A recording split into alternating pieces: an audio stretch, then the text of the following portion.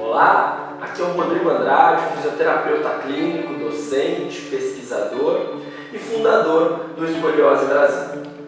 Junho é o mês de conscientização da escoliose e por isso decidimos criar a Semana de Conscientização do Tratamento da Escoliose baseado em evidências e nessa semana eu vou te mostrar como o fisioterapeuta ele pode aumentar mais de 72% as chances do seu paciente dele não ir para a cirurgia com os tratamentos comprovados cientificamente.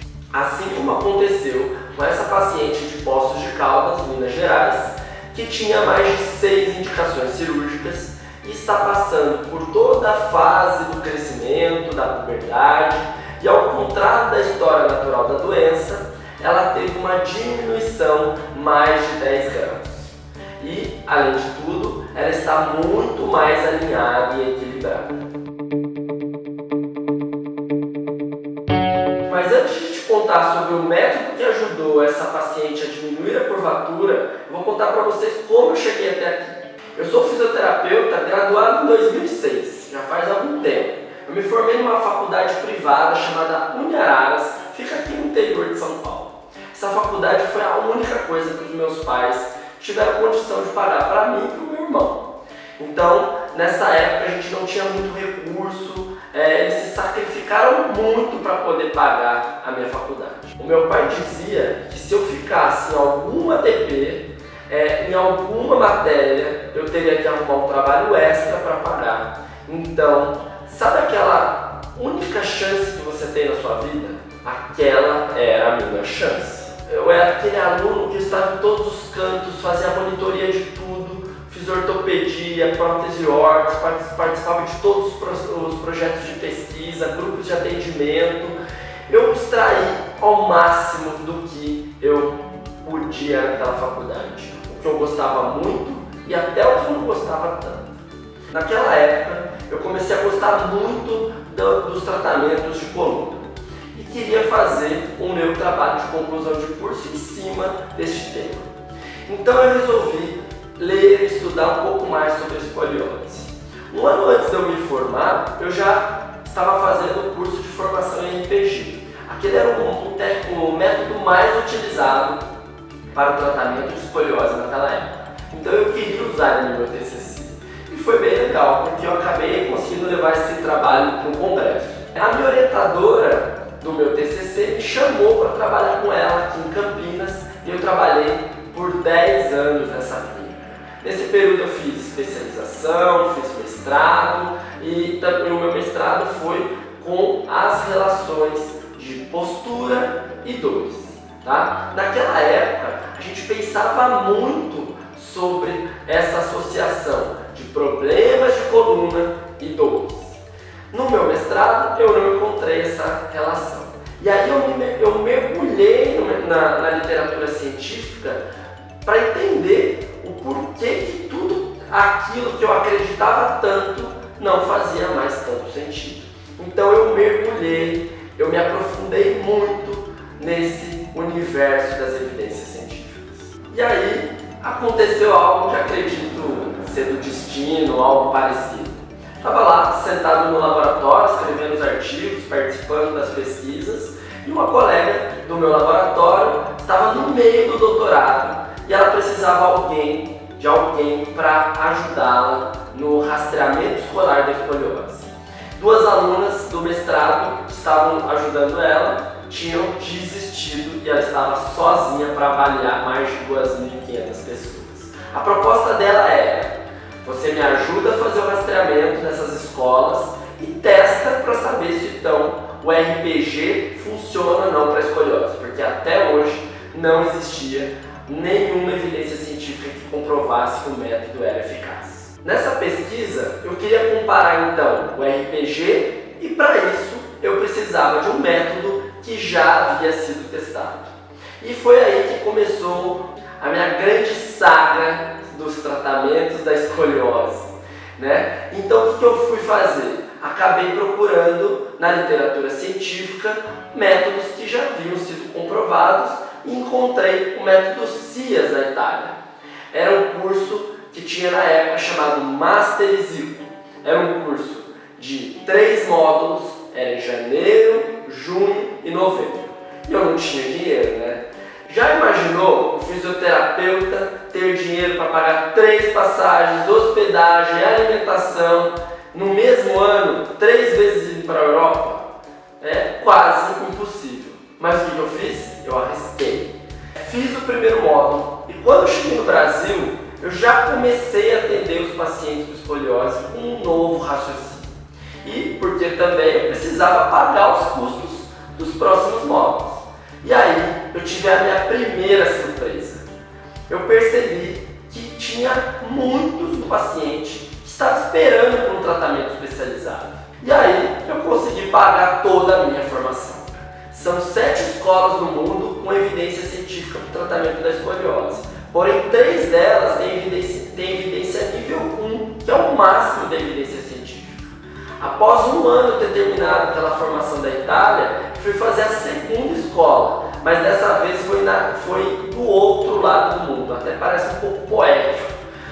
Foi em Hong Kong. E, só para constar, o meu filho tinha nascido 3 dias antes da minha viagem.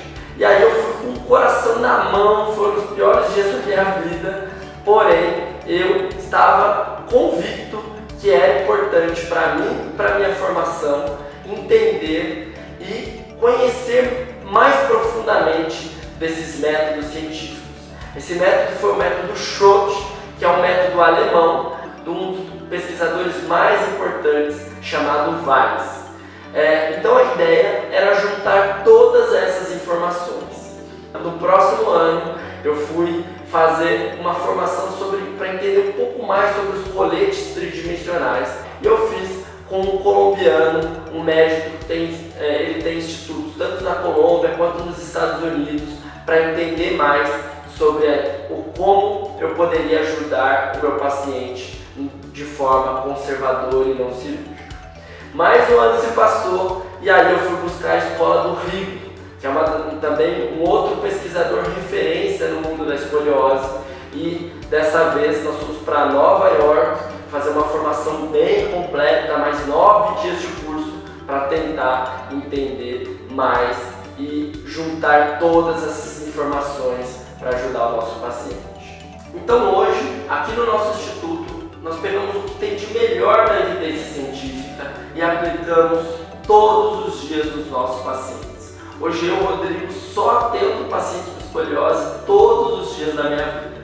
E com isso a gente consegue entender ainda mais sobre cada paciente, as peculiaridades de cada paciente, como por exemplo desse caso que eu mostrei da paciente de Minas Gerais. Até hoje eu já formei mais de 30 turmas da América Latina sobre o tratamento. Mas depois de ver tantos resultados meus, da minha equipe e dos meus alunos, eu quero que esse tratamento consiga chegar em mais locais, onde eu fisicamente não consigo chegar. Para que essas pessoas que serão tratadas tenham resultados reais baseados nas melhores evidências científicas.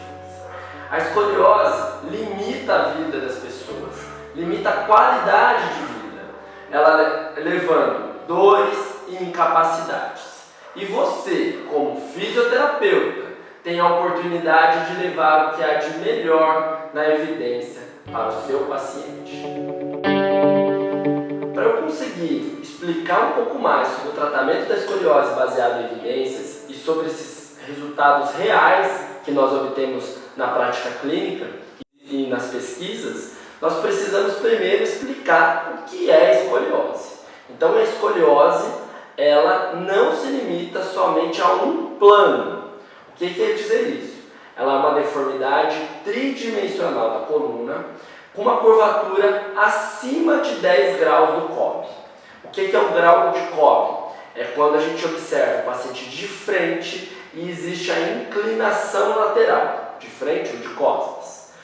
Quando eu vejo meu paciente de cima, ele tem a rotação das vértebras. E na grande maioria das vezes, essa terceira dimensão é, ao observar o paciente De lado, ele tem uma diminuição das curvaturas que são fisiológicas, que é a cifose e a lordose. Então, na grande maioria das vezes, esse paciente tem uma retificação, ele tem essas curvaturas diminuídas. Então, esta é a definição mais conceitual, mais completa do que é a escoliose. Então, eu gosto bastante de mostrar para os pacientes essa imagem de uma escada caracol, porque ela mostra que o paciente, na verdade, se eu olho para a foto, ela faz um S, porém você entra nessa escada e ela gira. Isso seria aí a segunda dimensão. Também é importante a gente entender que as escolioses elas são divididas, primeiro, as escolioses que não existem uma causa definida, que é a escoliose idiopática, elas têm causas, mas a gente não consegue identificar, não existe um exame que eu vou lá e falo, olha, você tem uma causa ou não tem uma causa, a sua causa é disso. A gente chama isso como uma desordem multifatorial. E as escolioses que existem uma causa, que são as não idiopáticas, que são escolioses devido a outros processos neurológicos, por exemplo, dismetria de membros como uma perna mais curta que a outra. Isso corresponde a aproximadamente 20%. 80% das escolioses são as idiopáticas, essas que a gente não consegue entender qual é a causa, ok? Então, a escoliose ela acontece de acordo com a idade, a gente classifica as escolioses. Então, as infantis de 0 até 3 anos não tem causa, não é congênita, não nasceu com uma malformação que seria uma causa, porém ela aparece nesse período de vida, dos 0 até os 3 anos.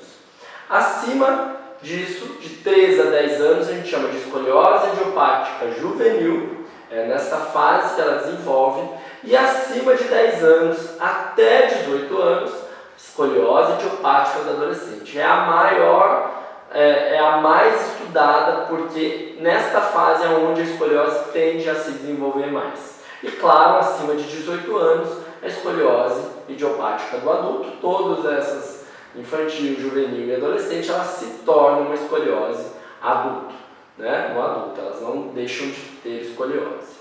Então, falando um pouco sobre as causas da escoliose, eu gosto muito de falar desse primeiro tópico da escoliose idiopática, que seria um déficit do controle motor. Então, existe uma desorganização lá do sistema nervoso central. Ele faz com que estes músculos e essas articulações trabalhem de forma desorganizada. Então, não faz sentido para você pensar que eu vou contrair o músculo de um lado e alongar do outro, uma vez que o problema está lá no sistema nervoso central. Então, eu preciso tratar o sistema nervoso central para eu poder melhorar essa qualidade, essa capacidade de contratibilidade desses músculos. Tá? Então, vai acontecer que esse paciente tenha uma diferença do esquema corporal, ele se percebe diferente. Imagina que ele muitas vezes se entorta, tem uma alteração muito importante postural e ele não se observa. Tem causas hormonais, então tem estudos que viram déficit de uma proteína chamada melatonina e uma outra proteína chamada calmodulina. Essas proteínas elas também interferem na contratibilidade dos sistemas musculoesqueléticos e também existem muitos estudos falando sobre defeitos genéticos. Então, o fator genético de fato é uma causa bem importante da escoliose idiopática. Também existe um fenômeno genético chamado fenômeno Carter, que nos fala o seguinte: ele justifica um pouco sobre a prevalência. A gente tem uma prevalência maior nas meninas do que nos meninos, de 4 meninas para cada menino, e o fenômeno Carter nos explica de uma forma genética essa diferença entre os sexos. O que acontece? Para um menino ter escoliose, ele precisa ter um monte de genes de escoliose para ele ter escoliose. Já a menina, só ter poucos genes de escoliose lá na sua família, pode ser até de longe, porém isso faz com que ela tenha escoliose. Então essa é uma explicação genética do porquê dessa diferença. Também existem agora estudos mais recentes falando sobre a deficiência da vitamina D e do cálcio. Então, deve ser monitorado a vitamina D e do cálcio desses pacientes, porque isso pode ter uma relação com a qualidade óssea e, consequentemente, com a progressão da escoliose. Okay? E também tudo isso vai gerar estímulos e sobrecargas cada vez mais diferentes e também vai gerando maior progressão. Quando não tratado, quais seriam as complicações para esses pacientes? Então, eles, em curvas acima de 80 graus, pode ter um comprometimento respiratório, pulmonar. Eles vão ter mais dor crônica do que quem não tem escoliose na fase adulta. Deformidades e incapacidades funcionais. Implicações psicossociais, uma vez que esse corpo vai ter uma alteração importante, né? Tem mais vergonha de sair numa praia, de ficar mais sem roupa. A gente também vai falar sobre essa classificação, né? De acordo com o grau, é um gráfico da Scoliosis Research Society, de acordo com o grau, a gente classifica a gravidade da escoliose. Então, quanto mais leve a escoliose, menos importante, quanto maior a escoliose, mais grave, mais importante. Então, até 25 graus ele é mais moderada, até de 25 a 45 graus seria de moderada a severa e acima de 45 graus seriam as escolioses mais graves e muito graves, acima de 60 graus. Então, por que tratar a escoliose? Escoliose, ela é importante principalmente quando estamos falando da fase da puberdade, do crescimento.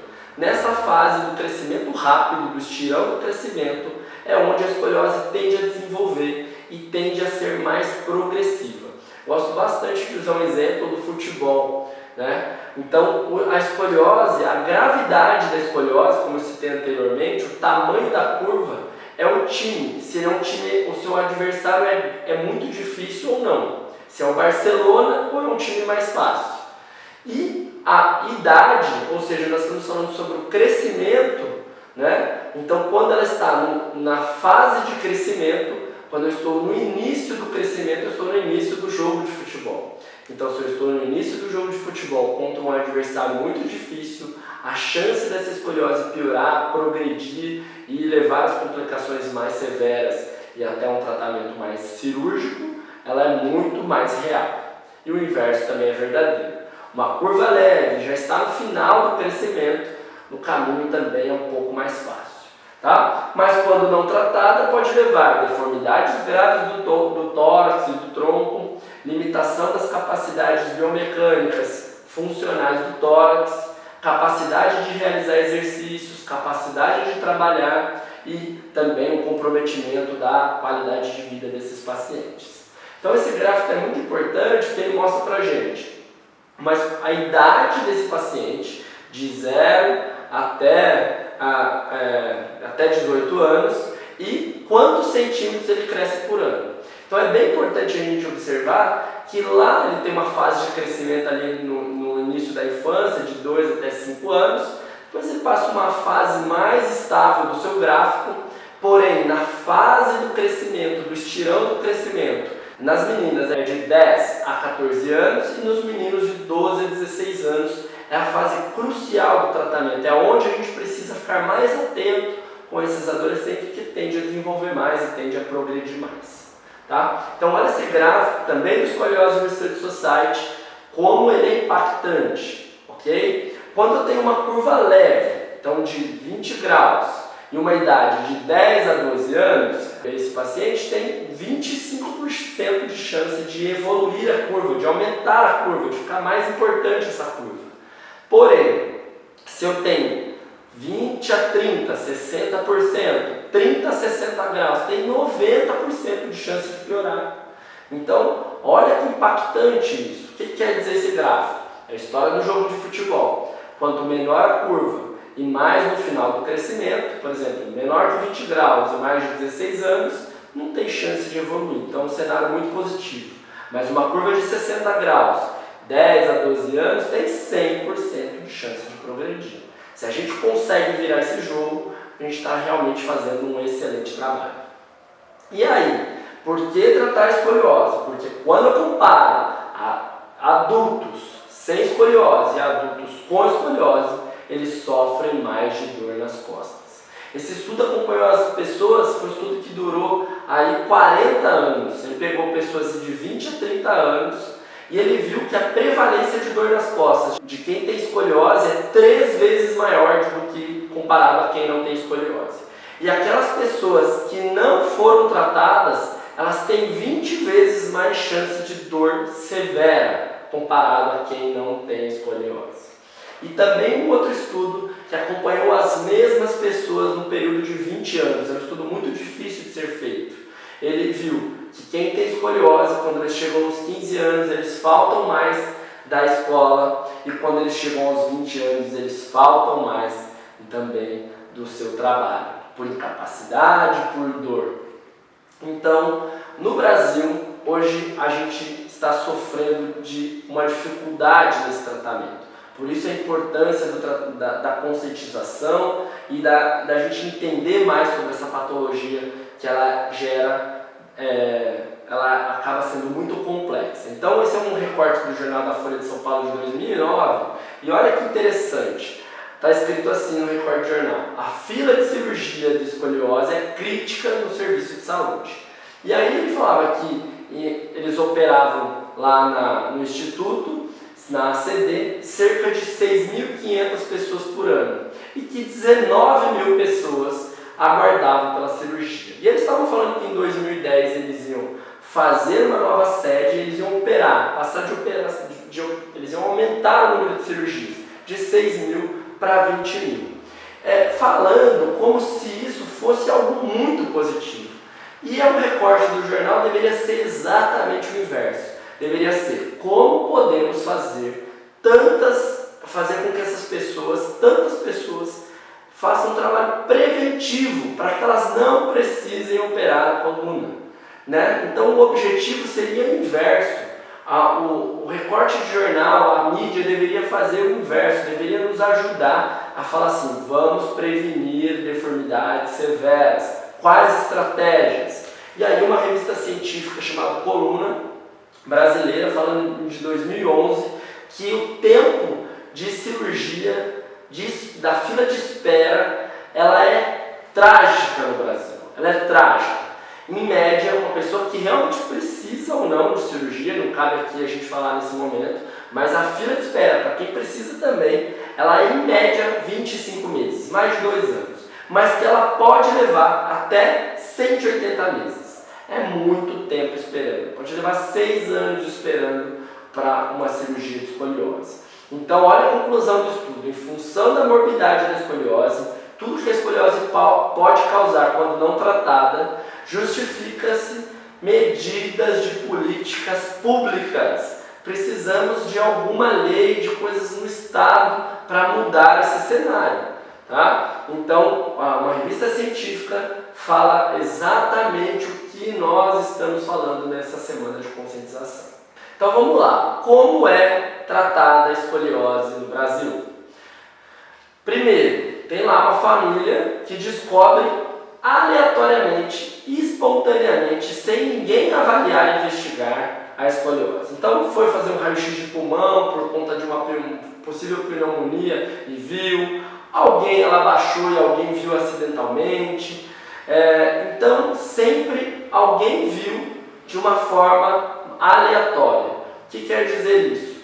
Quando uma mãe, um pai, alguém descobre, alguém vê que não tem um olhar clínico, na maioria das vezes essa escoliose ela é mais grave, ela é maior. Okay? E aí tem uma pergunta: o que eu faço? Descobri que tem escoliose, o que eu faço? A primeira coisa que eles fazem é ir até um médico, normalmente um médico especialista em coluna. Está aqui o médico.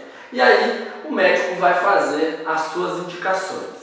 O que eles indicam? Ele tem 5 opções, normalmente, que no Brasil os médicos indicam. A primeira é esperar para ver. A gente chama isso de observação. Não é nada não, vai para casa, se for pequena ou não tem o que fazer, continua lá esperando e vê o que dá. Isso é muito terrível, porque eu mostrei um gráfico alguns minutos atrás falando que a escoliose ela é altamente progressiva e quanto maior a curva, mais ela tende a piorar. Isso é uma doença que piora quando eu não faço nada, eu vou aguardar que isso aconteça. Então eu preciso mudar esse raciocínio. Segundo ponto, muitos médicos indicam natação. Natação é uma excelente atividade física, porém a natação não é tratamento, ela é somente uma ótima atividade física. E aí tem estudos mostrando que as pessoas que fizeram natação, elas também evoluíram. Por que elas evoluíram? Porque elas não fizeram nenhum tipo de tratamento, certo? Então natação pode continuar fazendo? Pode. É tratamento? Não é tratamento, precisa fazer um tratamento junto. Okay? Também no Brasil, os médicos indicam 2 métodos da fisioterapia, o método de RPG e o método de Pilates. Esses métodos são ótimos métodos de exercício, porém, para escoliose, esses métodos não foram testados, eles não têm uma comprovação científica importante que justifica-se a utilização desse método. Nós acreditamos que os métodos precisam ser testados anteriormente para depois a gente começar a utilizar na nossa prática clínica. Esse seria o cenário ideal, como acontece com o medicamento. Ele precisa passar por testes para depois estar na farmácia. Seria o ideal. Então a gente vai mostrar alguns estudos, né? Então esse estudo do Araújo de 2012, ele viu a eficácia do método Pilates nos pacientes com escoliose, porém eles não avaliaram a progressão da escoliose, a curva escoliótica. Eles avaliaram o quesito dor. Então se você tem dor e não tem chances de progredir, o Pilates é um bom método, ele pode ser eficaz. Porém, na fase da adolescência, quando a progressão pode acontecer, ele ainda não foi testado. Também, o RPG, existem 2 estudos. Tá? Um estudo com uma qualidade metodológica muito ruim. Um estudo que avaliou 10 pessoas, comparou com o grupo controle, não comparou com nada, e só avaliou os pacientes por 3 meses. Tá? Então não teve um acompanhamento depois para saber o que aconteceu com esses pacientes. Então eles trataram os pacientes por 30 minutos, uma vez por semana, e eles viram que teve uma pequena evolução aí nessa pesquisa. Porém, como o estudo metodologicamente ele tem muito viés, a gente não pode acreditar fielmente nesses resultados. Até porque tem um outro estudo que acompanhou o paciente por 1 ano e não observou uma evolução no tratamento, tá? Com o RPG. Então, ter cautela, e inicialmente precisa estudar mais, testar esses métodos para que a gente consiga utilizar na prática clínica. Por que eu estou falando isso? Porque é mais perigoso. Se eu uso um método no meu filho que não foi testado ainda, eu tenho mais chances de dar errado esse tratamento. Voltando aqui, o que mais que o médico indica? Ele indica algumas vezes colete, né? Agora, nós vamos precisar pensar um pouco mais no colete, né? Na maioria das vezes eles indicam o Milwaukee e o Boston no Brasil, que são 2 coletes. O Milwaukee, por exemplo, é um colete com baixíssima evidência científica. Ele foi desenvolvido em 1945, passaram-se 80 anos e realmente existem coisas melhores pela frente. Nós vamos falar daqui a pouco sobre isso. E também indica a cirurgia, tá? A cirurgia ela pode ser muito bem-vinda em casos em curvaturas acima de 50 graus, porém, se eu faço um caminho totalmente errado, quando a curva é pequena, obviamente esse paciente vai precisar de uma cirurgia. Então precisamos começar a melhorar desde trás para que esse paciente não evolua para a cirurgia. Tá? E só para vocês terem um dado, hoje nos Estados Unidos são realizadas 29 mil cirurgias de escoliose todos os anos. São muitas pessoas precisando de cirurgias. Então, por quê? Porque realmente precisa melhorar os métodos conservadores. Precisamos trabalhar mais com ciência, né? Vamos lá. Então, no Brasil, né, quais técnicas são utilizadas no tratamento da escoliose no Brasil? A gente tem diversas técnicas. Eu já citei 2, o RPG, o Pilates, Easy Stretch, Clap, Sorrier, Mesieres. Tem um monte de técnica no Brasil. E aí, quando eles não usam isso, né, kinesiotape, ventosa, tudo que o fisioterapeuta aprende, ele utiliza no paciente também com escoliose. Isso é grave, né? Por que é grave? Porque o paciente está sendo, entre aspas, cobaia de algo que ainda não foi testado. E a chance de dar errado é muito grande. Então, por que no Brasil os tratamentos conservadores não são baseados em evidência científica?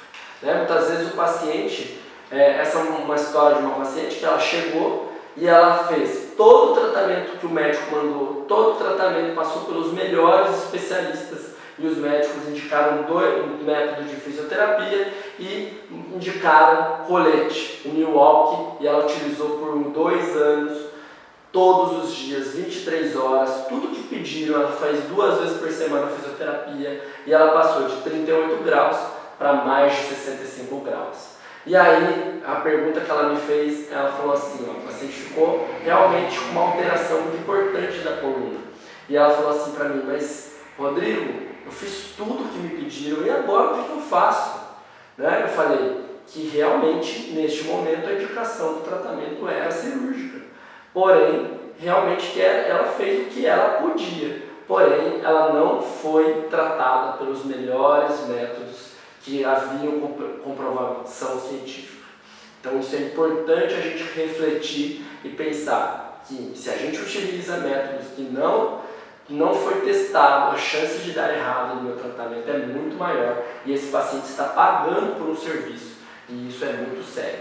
Alguns clínicos respondem, mas o meu paciente melhora. A gente precisa pensar qual é o seu paciente. Se ele é um paciente que não tem chance de evoluir, por exemplo, naquele gráfico que eu mostrei, o paciente mais de 16 anos e uma curva pequena, menor que 10 graus, ele tem 0% de chance de piorar. Então, esse paciente realmente a gente precisa de estudos melhores, né? Série de casos é o menor nível de evidência.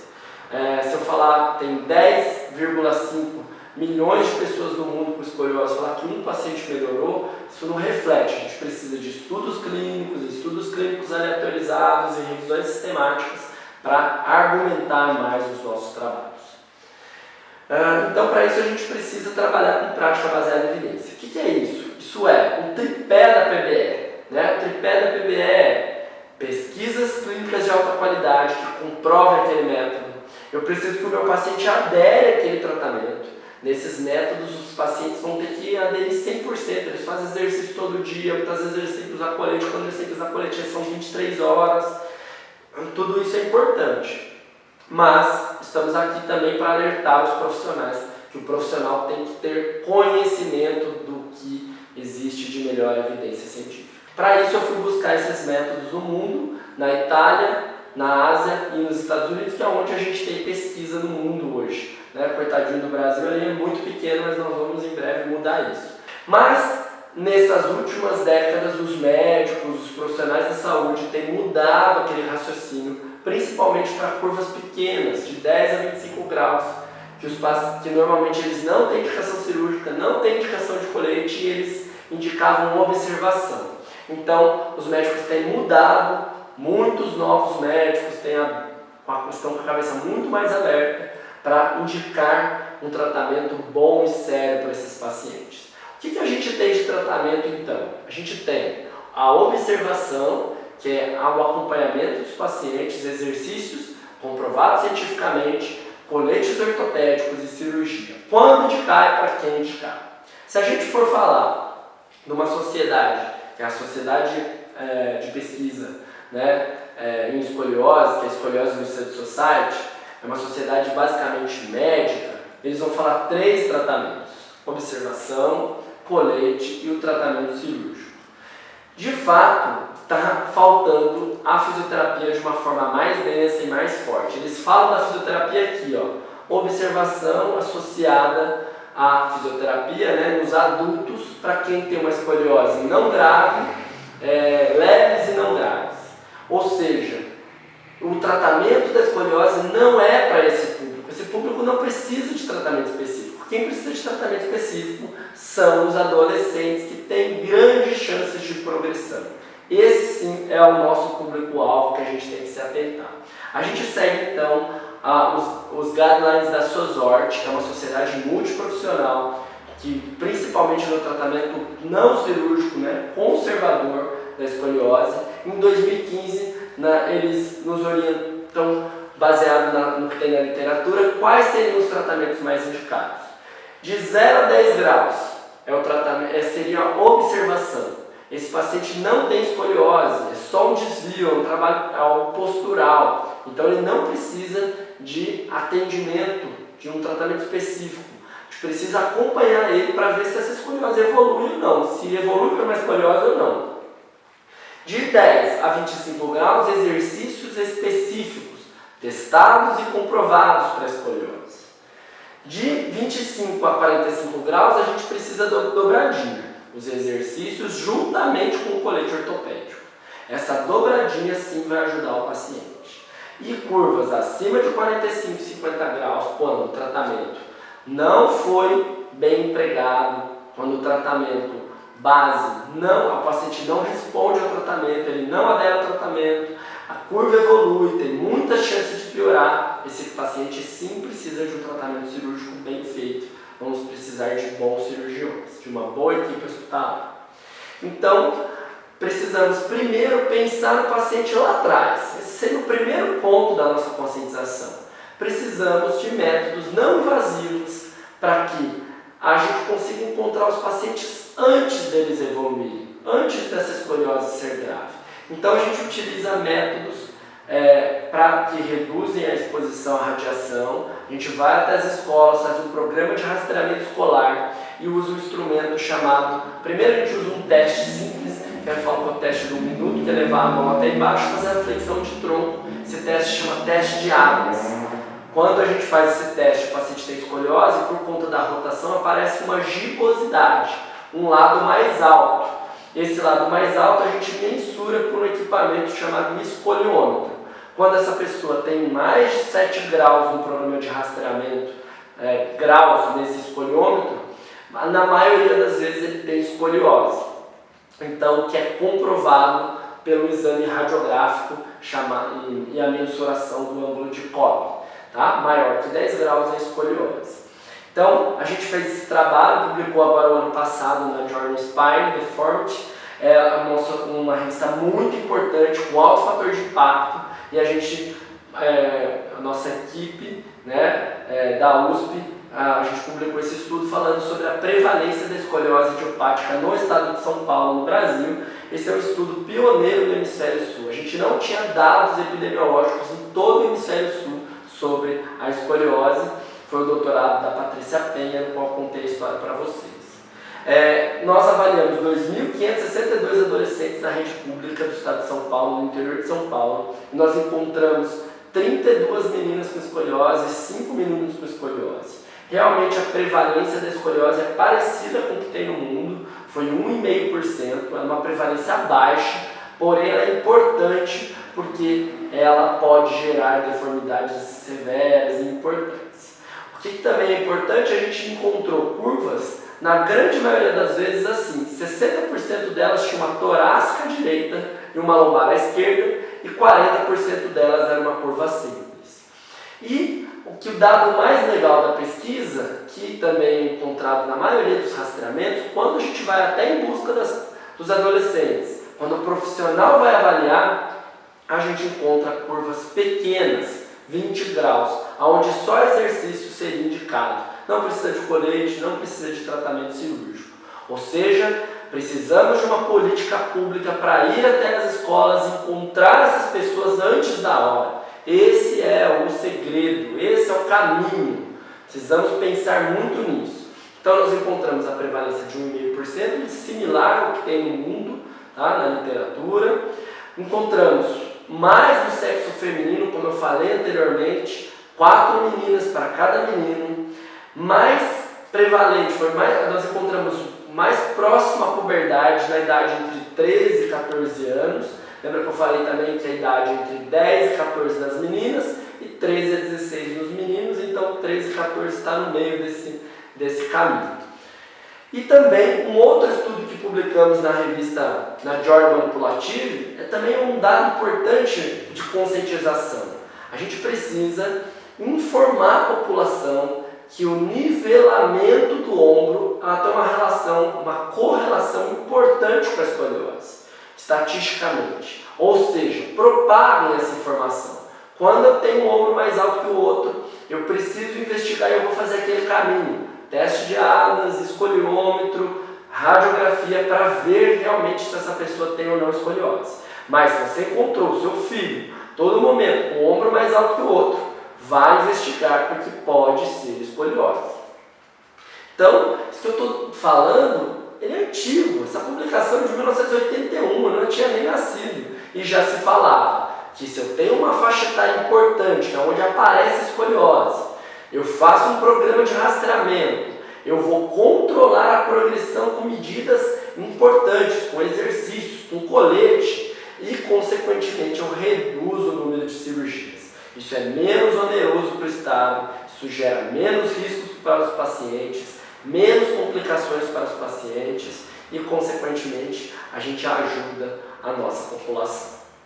Então, as técnicas comprovadas cientificamente para exercício hoje, pela PubMed e pela SOSORT, é o método Schott na Alemanha, a escola do CIAS na Itália e a escola de Barcelona de fisioterapia de escoliose, que é a do Rio, do BSPTS. Essas três escolas são as únicas com nível 1 de evidência, que é o máximo de evidência científica. Dobomed na Polônia, SideShift na Grã-Bretanha, escola de Lyon na França e a terapia individual funcional, que é o FITS para escoliose, que também fica na Polônia. Todas essas 7 escolas que têm comprovação científica, elas estão na Europa, então ainda é o núcleo, o centro dos tratamentos conservadores da escoliose. Nessa aula eu mostrei o que é escoliose, o quadro dela no Brasil e quais são as escolas com evidência científica pelo mundo. Na próxima aula vamos falar sobre as evidências científicas do tratamento conservador, tanto de exercícios quanto dos coletes. Enquanto não sai o próximo vídeo, deixe o seu comentário aqui embaixo dizendo o que você está achando da nossa semana de conscientização do tratamento da escoliose baseado em evidências, que eu vou tentar responder a todos aqui.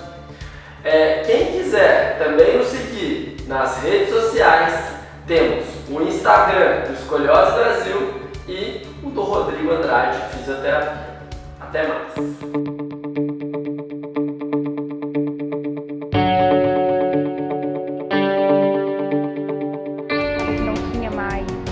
Como resolver, e o curso vai agregar muito com os meus atendimentos, né, para poder estar ajudando as pessoas com essa patologia que é tão complexa. Então mudou totalmente o meu pensamento nesse tratamento. A gente viu muitas coisas que a gente faz há anos não funcionando tão bem, a gente viu um motivo por isso não funcionar. Então agora estou saindo com um conhecimento muito abrangente sobre o assunto e com mais segurança de tratar esse tipo de paciente também. Isso vai mudar a minha prática clínica pelo trabalho dinâmico que ele faz com escoliose. Que a gente sai da faculdade e até no dia a dia bem cru, assim, a respeito da escoliose. Mediante aí também em relação aos artigos científicos, tudo que a ciência mostra o que funciona. Totalmente diferente, a minha visão agora mudou. Totalmente, vai agregar muito.